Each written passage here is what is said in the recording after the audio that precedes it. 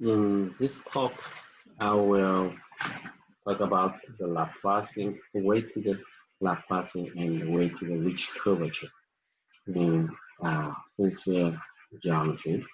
But I'm beginning with the remaining case. Okay, so given given a Riemann manifold,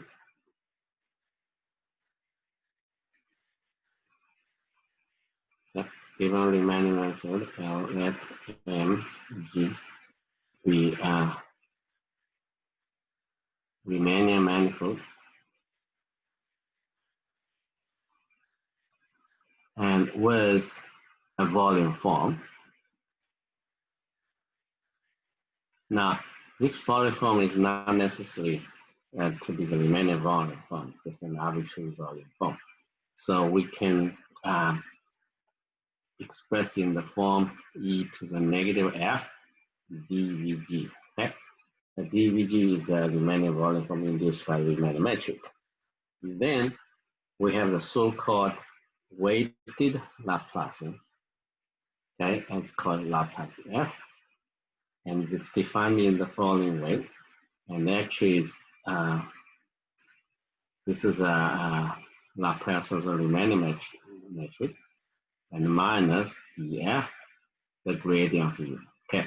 Now this also can be written as the divergence of the gradient with respect to the volume form.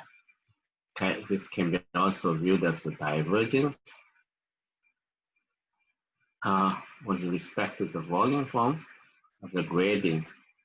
Okay. Now, yeah, for any given volume form of the manifold, you can define so-called divergence of vector field, okay, just using the volume form alone. Then we can also define the weighted Ricci curvature, as this depends on f and n. So first of all, the Ricci curvature here is this Ricci curvature of the metric, and here's a Shen of f, then minus, this is pretty artificial here, it's constant, some constant, capital N is greater than n, and here df squared. Okay, so here capital N is larger than n. Okay. And the idea is we are going to use the weighted Ricci curvature to give the estimate of the weighted Laplacian of a distant function. Okay? And this is a result that goes back to Chen, Zhongmin Chen, and Gufang Wei and his student Wiley. Okay? So let me mention the results. First of all, okay. Yeah, we consider a distant function, okay, that dvn, and then the distant function defined to be the distance between p and x, okay, and then now first of all, what's the geometric meaning of the Laplacian is going to be the so-called mean curvature of a Gibbs shape. So you have this is a metric, okay, metric sphere. It's in the regular part, it's a hypersurface, right? And the Laplacian, okay, this is let's call it PF. Okay, so the Laplacian restricted the sphere, okay, is going to be m, okay.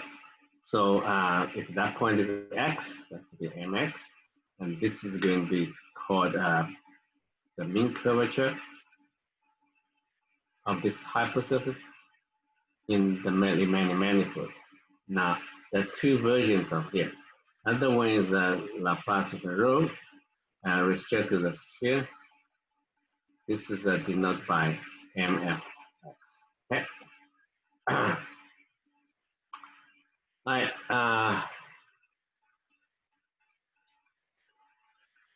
So if we can get an estimate of on the mean curvature, then you can also get an estimate on the Laplacian. Okay. Our main point is we're trying to estimate this, right? The Laplacian, the weighted Laplacian of this function. So the first result is due to Shen, right? So we show that if the Ricci curvature, right, weight Ricci curvature is greater than or equal to n minus 1 h, right, then the distance function is satisfied.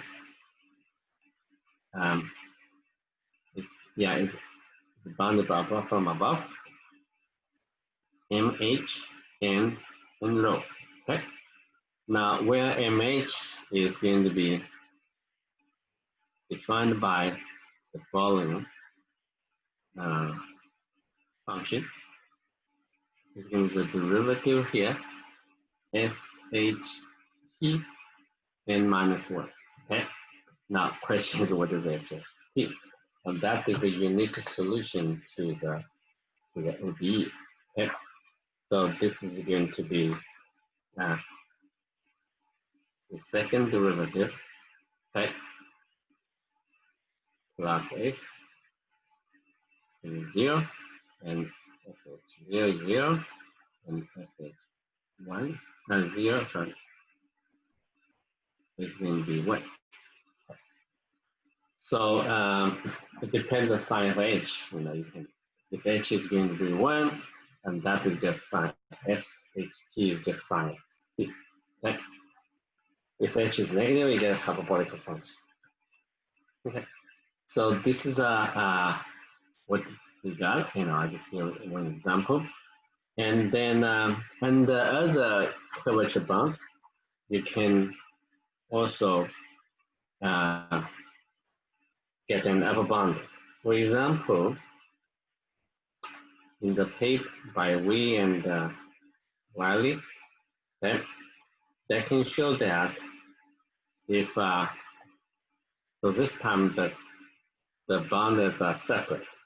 If Ricci curvature is greater than n minus 1 capital H, and here df is greater than, which is a delta, okay, negative delta, right? Then there's a Laplacian, okay? Rho is bounded from above. Okay.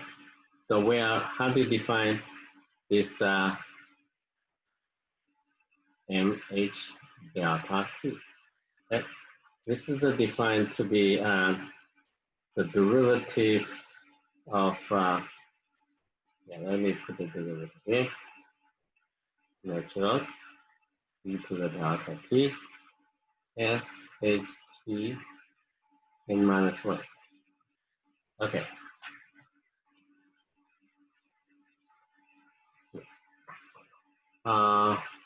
Okay, I think I forgot to put the head. Natural, oh, yeah. Yeah, there's natural business. Okay. All right, now, those are the estimates, okay? And actually, we can start this kind of problems in more general setting, okay? The background metric could be non-Riemann-Finsler, and the way to Ricci curvature can be defined using the so-called S curvature. Okay, S curvature is defined for the Finsler metric and the volume form, and the given volume form. And in the remaining case, this S curvature is nothing but just EF. Okay, so I will talk about this later. Okay. So now,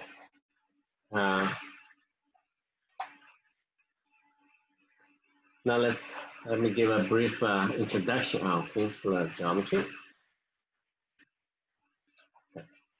A Finsler metric is actually a family of norms on the tangent spaces.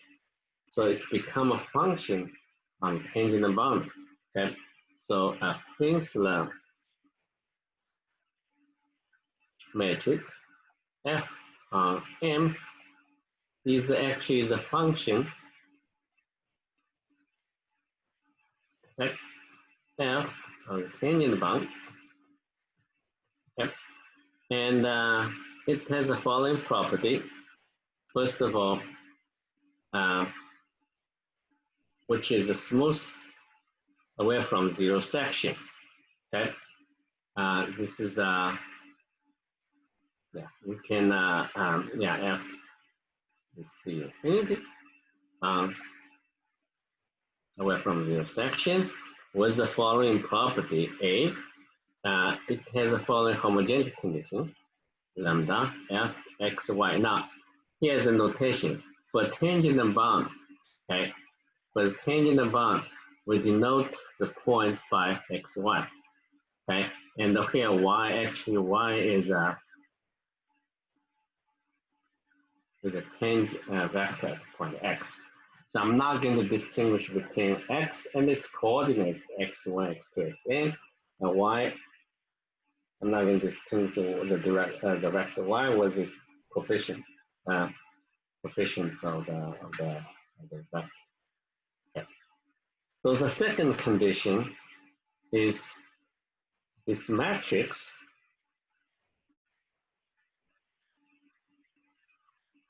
this matrix also depends on x and y. It's going to be half of the extension f squared yi yj. This is going to be y is not going to be 0. Okay, is positive and definite. Okay, now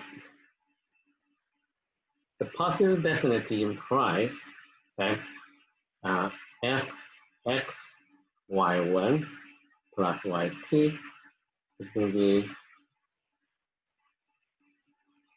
yeah, this is triangle inequality. Okay, so here y1, y2 are two vectors in the tangent space. So f, if we restrict to the tangent, right? Now is a norm, but this norm is not in the usual sense because it only has a positive homogeneity. Okay, that is okay. Now, using the positive homogeneity, we can show that f x y can be written in the form y yj, and here y is going to be the tangent vector, right? Now, a Finsler metric is called Riemannian if gij of x and y are independent of y. Okay, so f is Riemannian if jij are independent of y. Okay.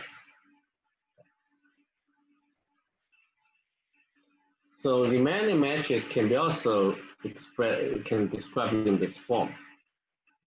Only needed to add one more condition so that this gij you got are independent of the y. That just function x. Now, once you have once you can measure the length of a vector in which tangent space use f, then one can measure the length of the curve. Okay, once you can measure the length of the curve. Okay. So this is a given curve, you can measure the length of the curve. Okay. And so this is C. So C is going to be the integral from A to B, and here C over T, C prime over T dt. Now, locally minimizing curve can be described by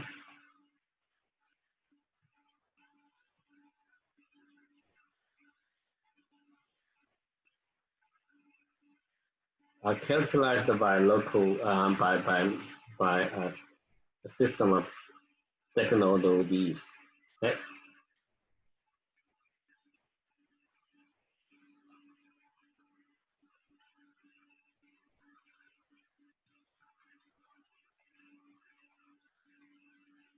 All right.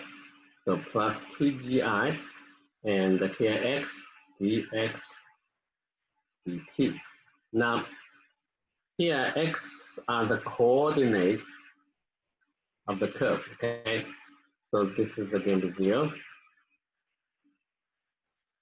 Xt actually is going to be x1 t xn t here are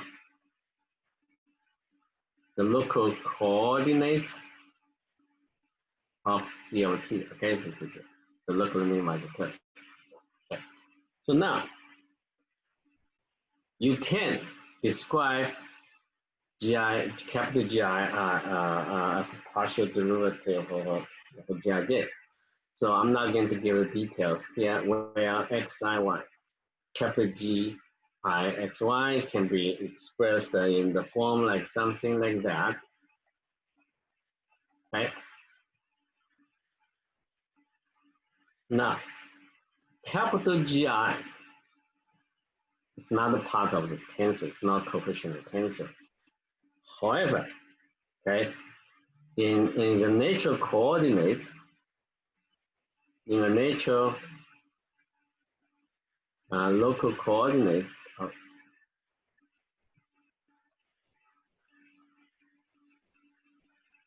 x, I, y, I in Tm, this vector field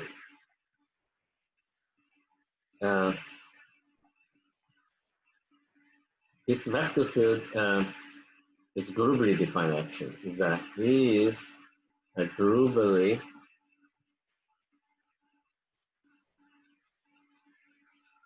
defined vector field. It's called the spray of the Finsler image.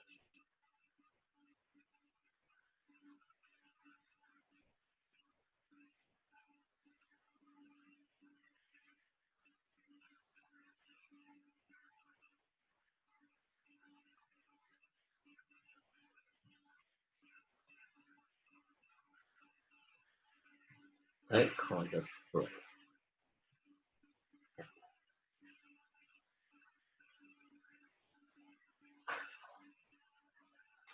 Now, what is the next step?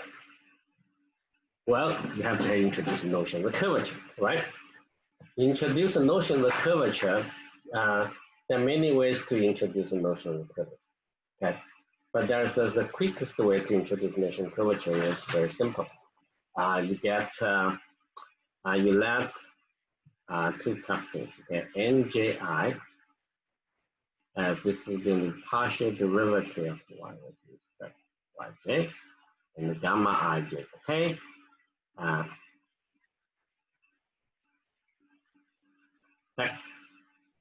Then you can, let me quickly define the curvatures, okay?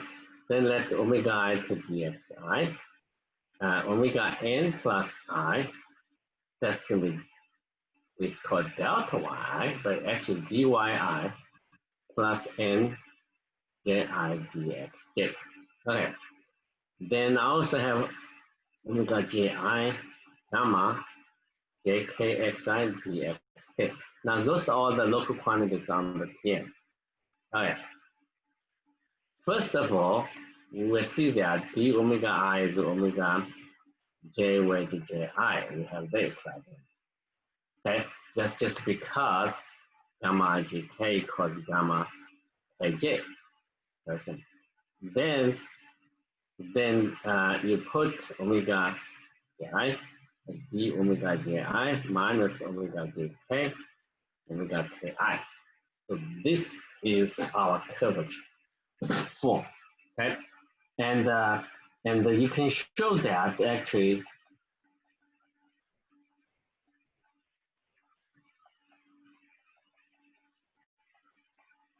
you don't have, suppose you have three terms, but the last term, the third term vanishes. So you get so-called, this is a Riemannian curvature, okay? And this belongs to Baerwald, and we call it Baerwald curvature. In general, in the Riemannian case, it's going to be 0. Otherwise, it's not going to be 0, okay? Baerwald is the first person who introduced the notion of curvature for non-Riemannian metrics. Okay, so curvature is defined very easy, quick, right? Right? Yeah. Now we can also make it a simpler way. Okay, so just only two index. So this is a R, J, I, K, L, and this also depends on Y, right? So Y, J, Y, L. Then what I want to say that is I, K, you know, the 4-index Riemannian curvature tensor, 2-index Riemannian curvature tensor, that can become each other. Okay, so this is a key part. Okay, now we can remember, given for a Finsler metric, right? So you can have an inner product, right?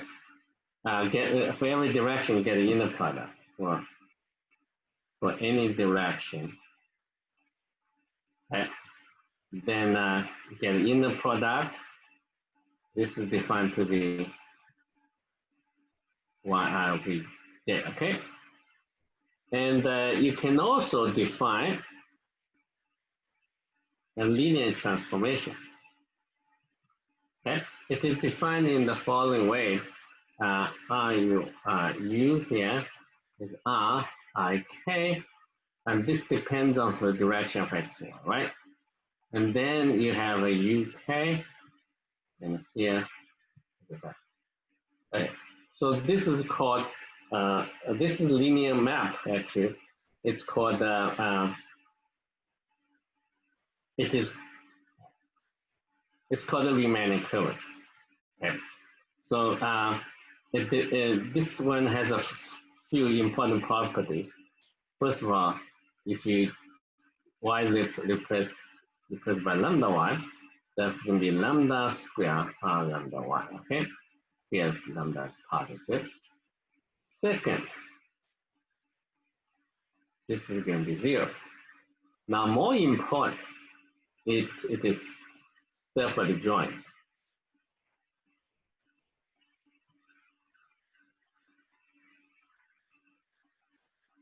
Therefore, as a linear transformation, it can be diagonalized. It can be diagonalized. Well, this is how do we define the Riemann curvature, and I haven't mentioned what is the geometric meaning of the BJIKL. And that one it vanishes if only if the square coefficients are quadratic in Y, and basically it's almost a Riemannian metric. The matrix is alpha equivalent to a Riemannian metric. Okay? So I'm not going to talk about that non-Riemannian quantity. Okay. What I'm trying to do is here is introduce another approach. Suppose you understand to introduce a curvature. Okay, that's just one way. Use a differential form, and you can quickly get a Riemannian metric. Okay. Now, using so-called geodesic fields, you can and some ideas in Riemannian geometry. You can easily give another definition of the Riemannian metric. Okay, so a vector field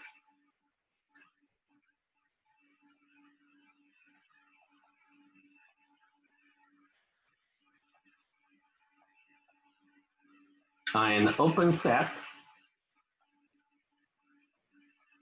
Okay. And with V is called a geodesic field if every integral curve of y is a geodesic. Okay. Now integral curve means C prime t equals capital Y, right? Now a vector field can be written in this form, right? So it is a geodesic field.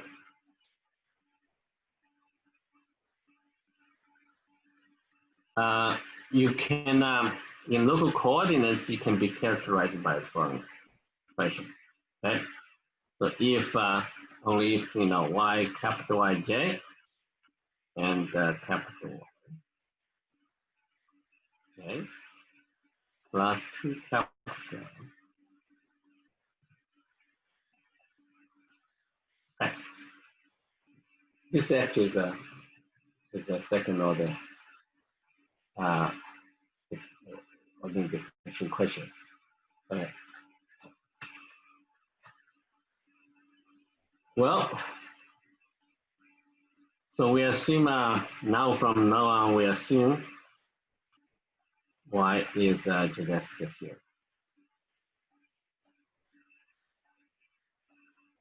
Okay. Then you can define a Riemann metric.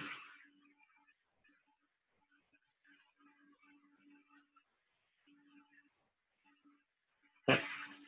So remember, given direction, you can have an inner product. But right now, at every point, there's unique direction. Okay, then you get the Riemann metric. So this is a Riemann metric. Okay. So in the local coordinates, this can be written in the formula like that. Okay. And here y, capital Y is a direction of that formula. Okay, so G hat is a Riemann metric.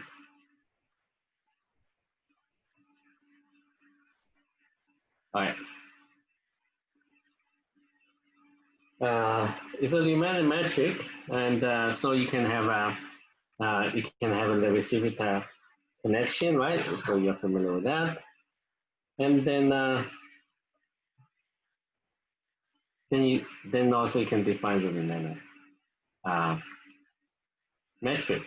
So we let this one UVW denote the Riemann curvature tensor of G hat. What I want to claim is on Y, okay, is going to be G hat and Y and Y. And what is Y here? Y is a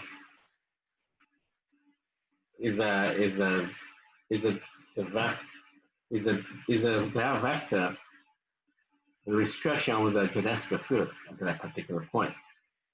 You can fix Y first, then extend the little y to a geodesic field in a neighborhood. Okay? So it's interesting. Okay, you can actually define the Riemann curvature of a Finsler metric using this one. Here we define the Riemann curvature first, right? And then we use the Riemann geometry here. We get a Riemann metric. Then this Riemann metric determines the Riemann curvature tensor. But in this particular direction, this Riemann curvature tensor of a Riemann metric is actually a Riemann curvature of the Finsler metric. Okay.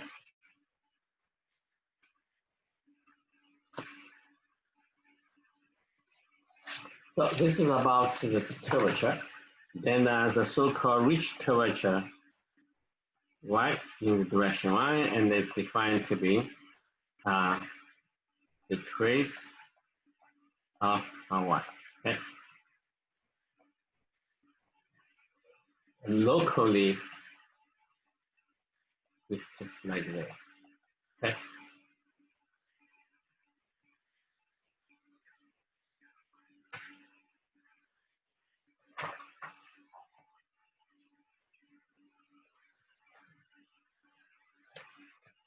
Now, now let me talk about volume form. Okay. The volume form of a given Finsler metric, right? Then you get a distance function. Okay. Then you get Hausdorff measure. Okay. Of course, usually Hausdorff measure is defined for a reversible metric distance function. But you can modify a little bit. So you can still define the Hausdorff measure for non-reversible metric. But anyway, so now you have Finsler metric, then you get Hausdorff measure. Question is whether you can express the Hausdorff measure using a differential form. And this is this is a question, right? Hausdorff measure. For an open set, I wish this comes from the derivative. Right? So the question is what is D? So Boozman, everybody knows that in Riemann geometry, Boozman actually did the following work. He found out this volume form in local coordinates can be described by the following formula. So this is a volume, Euclidean volume of the unit ball, and here's a volume yi Rn is Fx. Okay. So this is the Euclidean volume form of the unit ball. So this ratio, define this one. Okay, so what happens in the remaining case? Let's look at the case, right? If F is a Riemannian, okay, then you can show that this is nothing but the determinant of Jagged. Okay, if F is not a Riemannian, okay. For example, I think symmetry can be very complicated. Okay, so you can express in the following form: 1 minus b squared, alpha squared minus beta squared, and minus beta 1 minus b squared. Now here, alpha is going to be a Riemannian metric, and beta is one form. We assume that B is the norm of this one form. Okay, so it depends on function. It's a function of x, and this can be also computed using this. Okay, we assume that's less than 1. Otherwise, I would have seen right. So this is a so-called random symmetry. Okay, and the surprised one can show that this volume form is same as the volume form without. Okay. It's independent of the choice of that. That could be it. Okay. And there's an important quantity given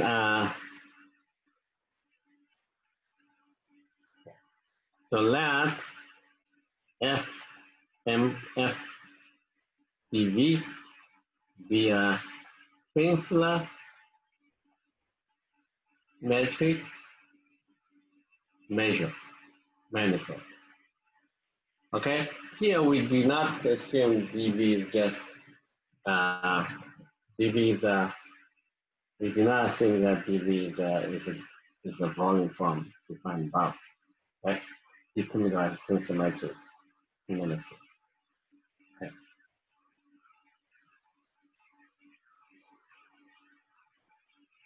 And then there is an important quantity. It's called the distortion.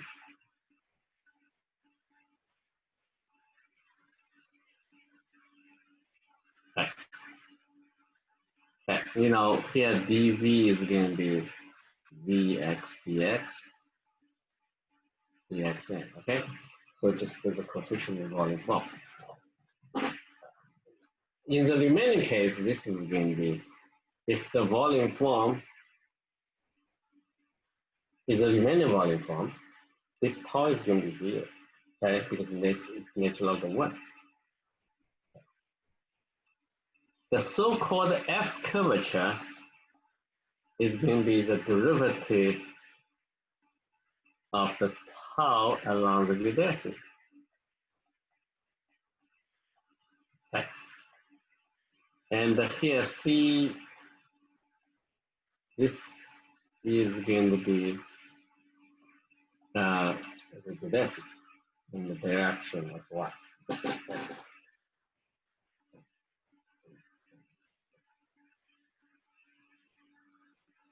And this quantity in the local coordinates can be written in the form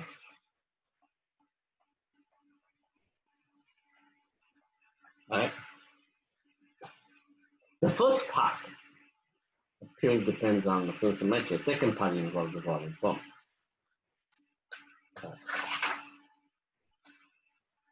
Now, let's take a look at an open set to U. Okay, an open set to U. Okay, then here's a vector field. Y is a geodesic vector field. Okay. Then you got the Riemann metric. Okay, so you have a Riemann metric on there. For the Riemann metric, you can have a volume form, right?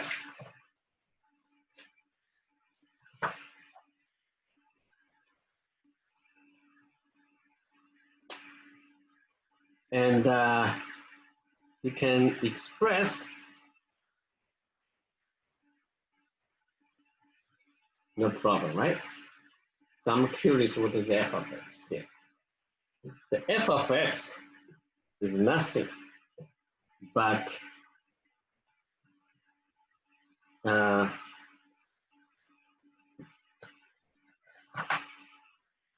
it's just a distortion in the direction of the vector field. Right? Which in the local coordinates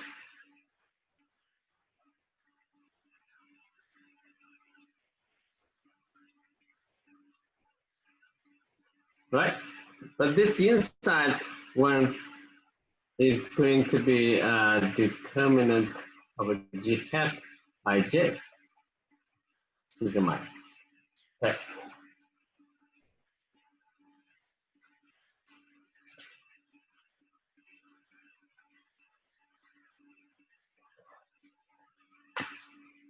Now, in this case, since sigma is going to be e to the f of x, and this is sigma of the remaining volume form. So I can express it. Okay. Now, if we plug them into the above formula for the S curvature, So this can be defined. Remember, right? It is going to be Ym, right?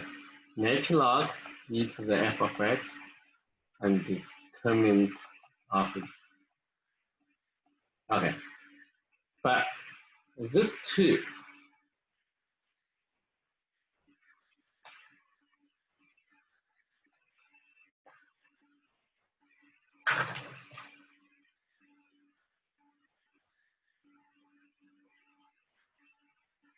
yeah,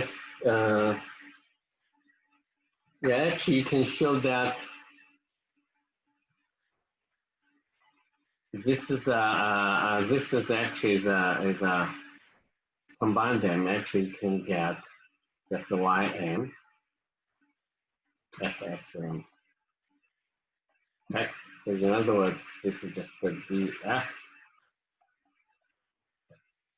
Now, question is why this part cancelled out, right?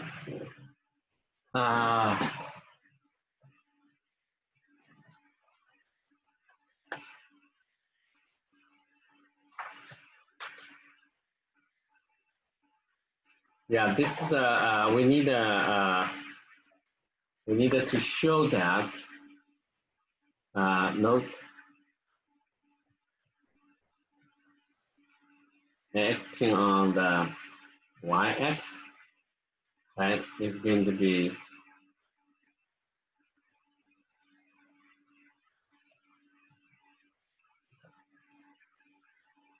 and actually this is going to be natural log of the determinant of a g f, right? So you can verify this. Anyway, so the S curvature now is just the differential of the function on the manifold. Okay. This S curvature is now actually in the direction of this geodesic field is just equal to df of x. Okay. Yeah. Okay. Yeah, we have this. But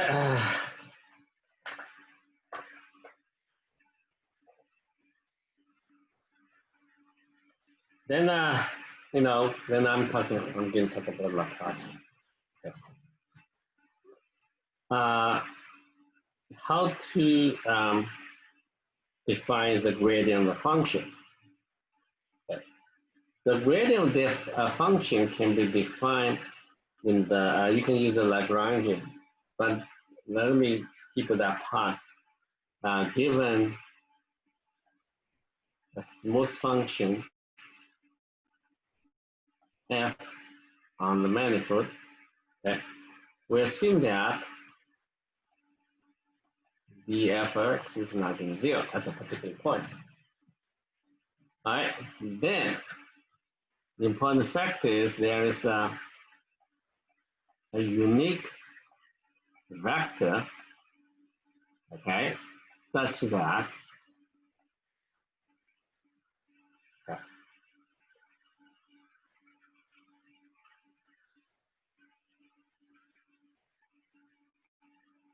that df of x, d, is going to be, okay, for any v at point x. All right, so it's not trivial to prove the uniqueness existing.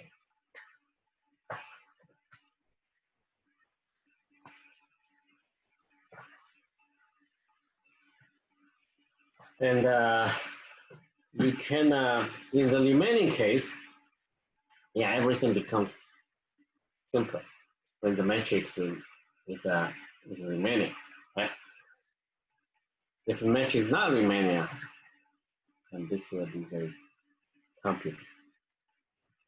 All right, but this, the most important, we can get the following property. If you see, using the gradient of f, you can actually define a Riemann metric. Okay, and this Riemann metric, with respect to this Riemann metric, you have a gradient. So here's a very important fact, and that is going to be the same as this. Okay. Yeah, this is the gradient of f with respect to g.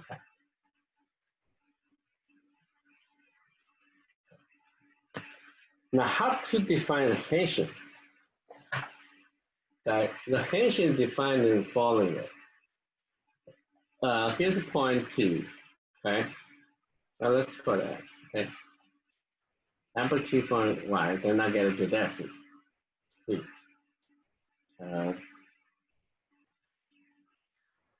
YT, right? CY0 is going to be x.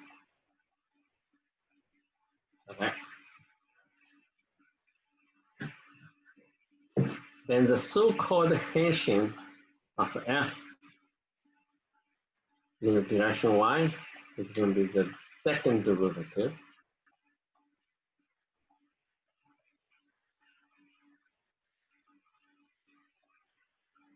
Okay. All right, so that's very nature different definition for the Hessian.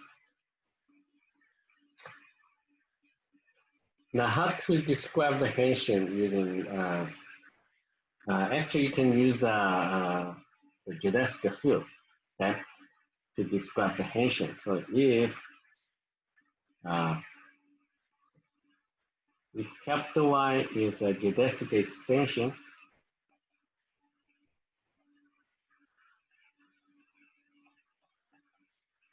of Y, okay, then the Hessian of f in the direction y is y, and this capital Y. Capital Y is a geodesic field acting on the function, then you find a derivative of it. Now,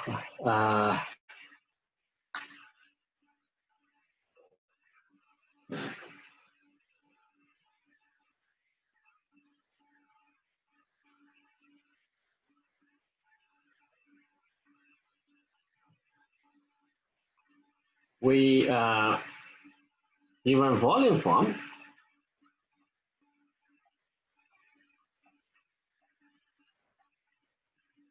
okay. Given the volume form, we can define the divergence of the vector field. Okay. Define the divergence of the vector field x using using the following formula, local formula.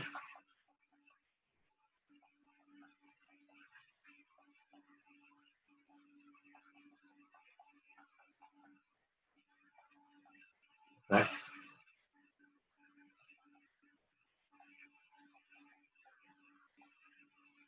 So the divergence is defined for any given volume form. Now the so-called Laplacian, okay, is defined as follows. We define let f be a, let f be a C infinity, right? When df not equal to 0 at some particular point, okay, then the Laplacian of f at point x is defined to be the divergence and the gradient. Okay.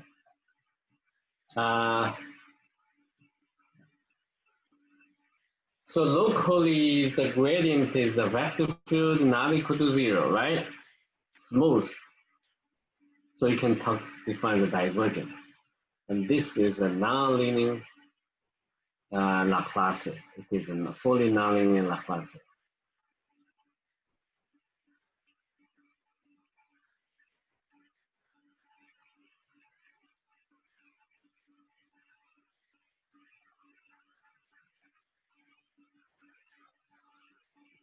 Okay.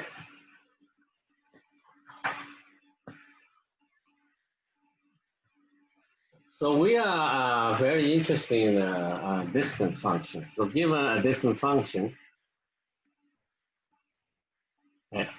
rho x, you can show that the gradient for rho, okay,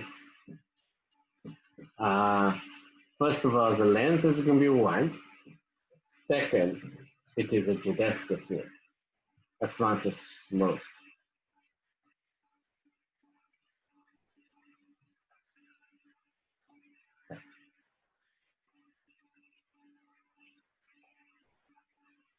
Was a unit is always equal 1. It's constant speed, constant length.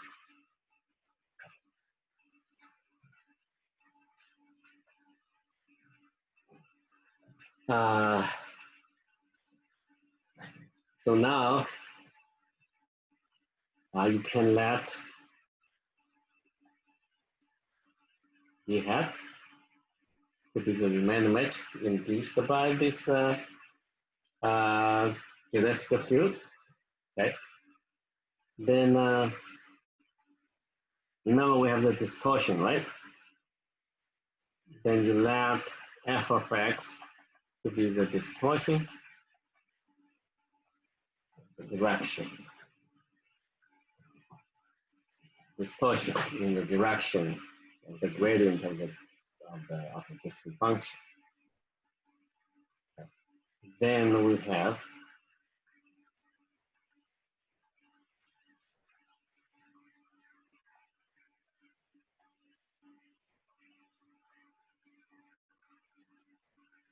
that. Although that is also the discussion with respect to the Paul hat is with respect to the G. Okay. And I'm just trying to translate everything, right? So the S curvature in the direction of the gradient of the loop is nothing but a df.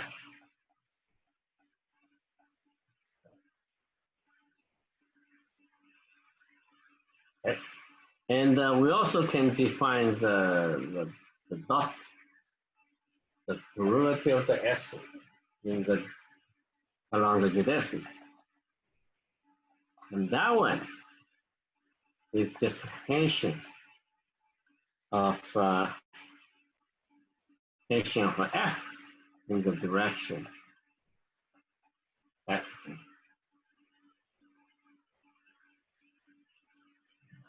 All right, so what is the S dot? S dot, you needed to differentiate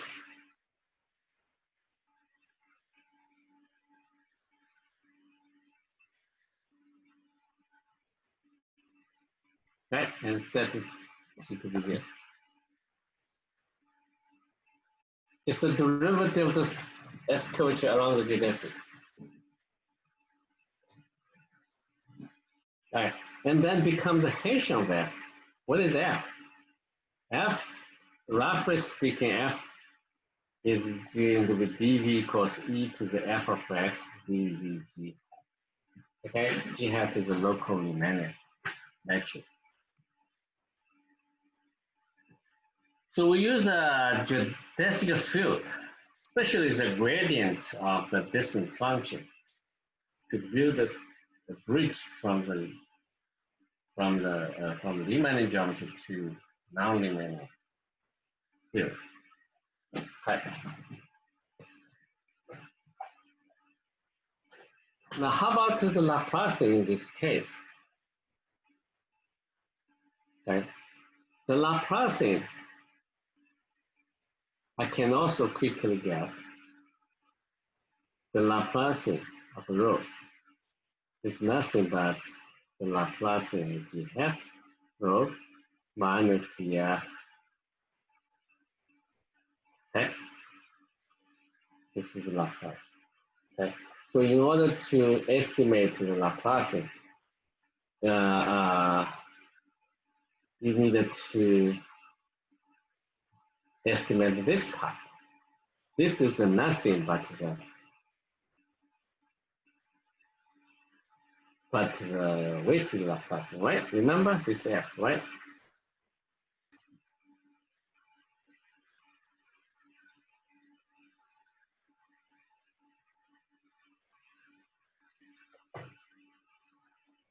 Okay.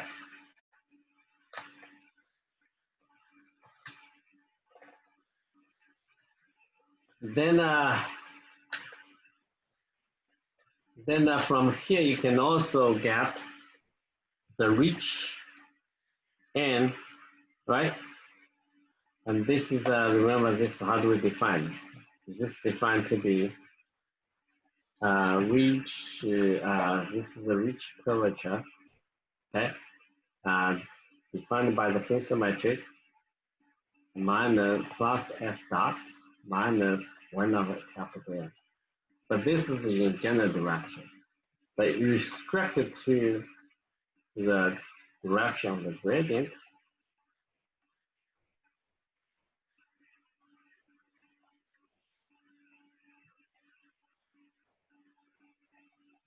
Okay. And s dot, right, minus capital N. Okay. But we already did above computation. So this is nothing but the remaining Ricci curvature of the corresponding remaining matrix. Okay.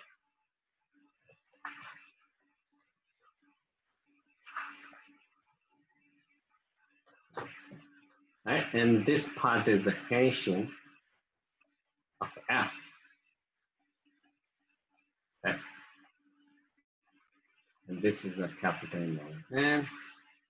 And here, here is going to just the f square acting on this here. Okay. So if we have a lower bound of this, then you can estimate the Laplace.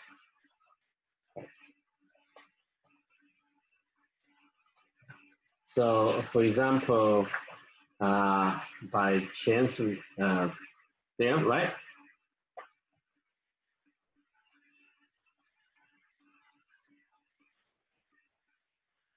So of course, essentially, if you only use this, not all the direction Ricci curvature.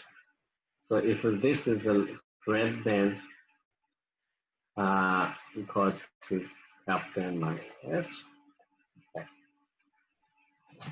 Yeah, this in the in Riemann geometry is written in the form Ricci f at capital N. Okay. So if this is bound from below,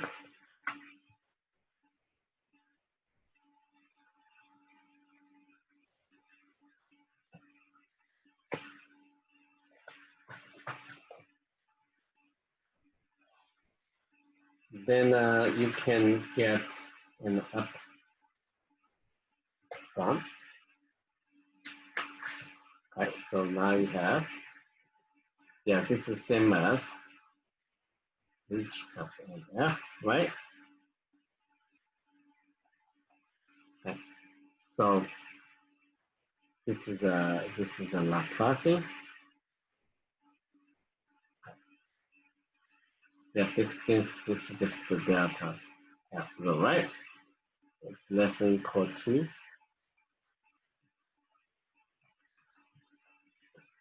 Okay, you have this upper bound. Now, once you get this upper bound, I just have to briefly mention that, right? So any, this also independent proving in the Finsler geometry is a different approach. Okay, but what I want to say that Chen's result, Wei and the Wiley's result implies the result here. And conversely, the special case of this result, if it's already proved in Finsler geometry, and it's just as a result proved by Chen and Wei and Wiley. Okay. Okay. And by Wei's result,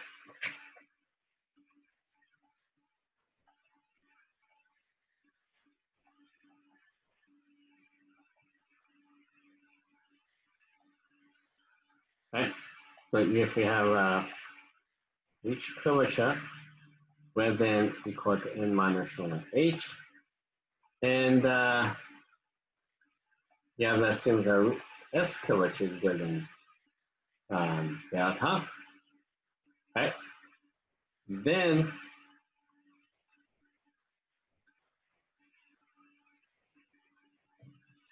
that result implies reach, I think, the G hat greater than n minus 1 h, and then this will be F, okay, in the direction, at least in the direction, this is greater than negative F, and this is in the direction of this, okay.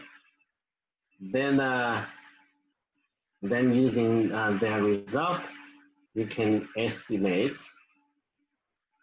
you can get this as, you can estimate the Laplace.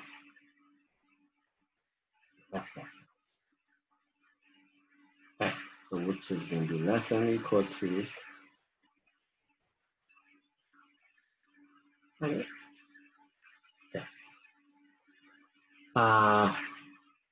But itself, this estimate is already given by myself in 1997, and it's actually published in the book called Lectures on the Finsler Geometry.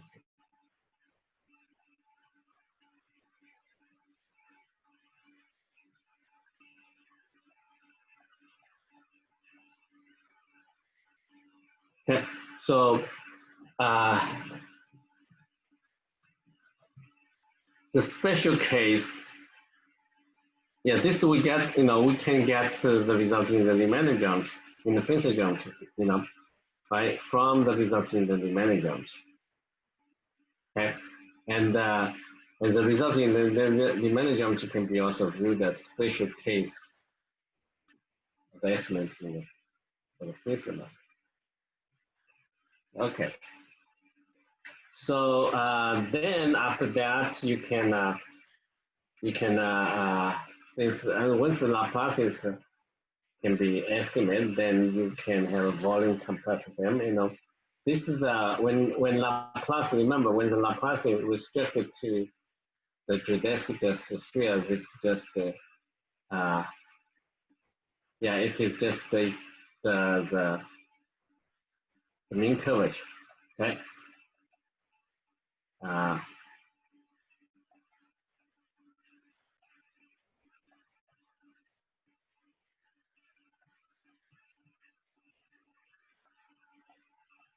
It's just the mean curvature. Then the mean curvature, using the mean curvature, we can get the volume comparison of a Burger-Fischer type, okay? I just needed to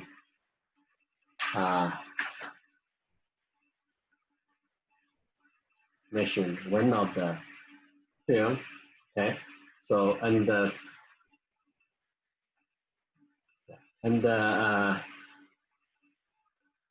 if we can get estimate,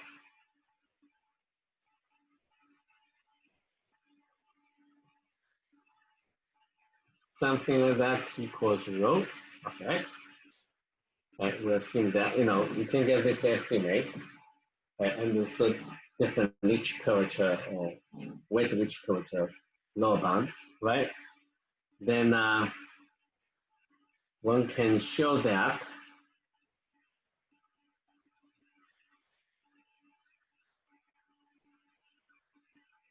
the volume of the sphere over the volume of the ball, right, is going to be less than or equal to xt, the integral from x pi to tau, and t is between 0 and some number, okay?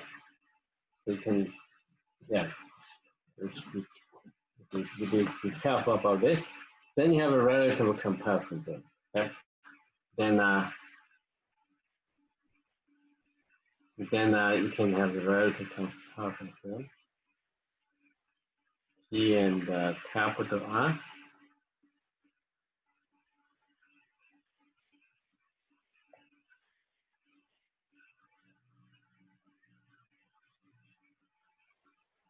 And for any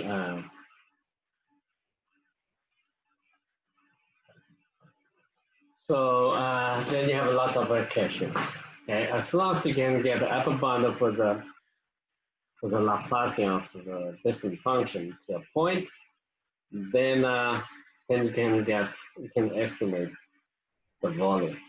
Okay, then you get the Gromov-Bishop type of volume compression theorem, and that volume compression is very useful to understand the topological manifold or some to estimate the eigenvalues and so on. Okay, I stop here.